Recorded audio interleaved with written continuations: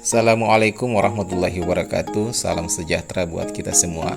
Izinkan saya mempresentasikan hasil penelitian saya yang berjudul Analisis Keberlanjutan dan Strategi Pengelolaan Desa Wisata di kawasan Geopark Ramang-Ramang Kabupaten Maros, Provinsi Sulawesi Selatan, tahun 2023. Penelitian ini merupakan hibah dari Bima Kemdikbud yang bekerjasama dengan Universitas Muhammadiyah Makassar.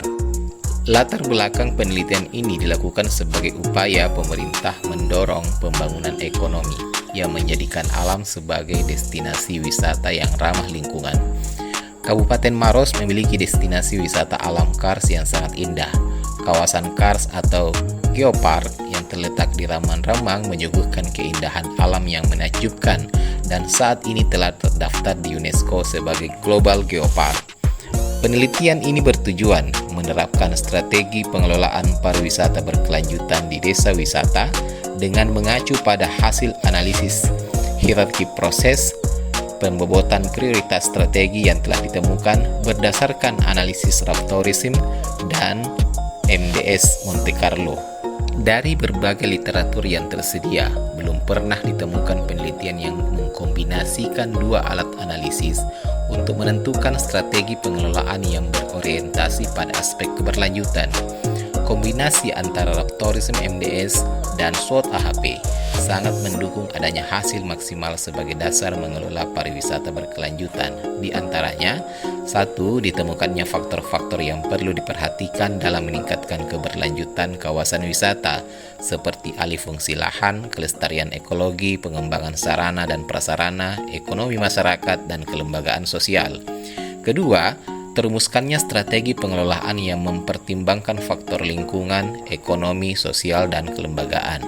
Dan yang ketiga, dapat menjadi sumber penyusunan kebijakan pembangunan kawasan wisata yang berkelanjutan sesuai dengan peruntukannya. Dan ini merupakan novelty dari hasil penelitian kami. Metode penelitian ini merupakan penelitian deskriptif dengan pendekatan kualitatif dan kuantitatif. Penelitian kualitatif dilakukan dengan tujuan menggali fakta yang ada dengan menggunakan metode observasi untuk melakukan inventarisasi terhadap kondisi lingkungan, sosial, ekonomi, dan kelembagaan. Analisis kuantitatif menggunakan Raptorism dengan multidimensional scaling untuk menilai status dan indeks keberlanjutan pengelolaan wisata. Sementara strategi pengelolaan wisata berkelanjutan menggunakan analisis SWOT dan AHP.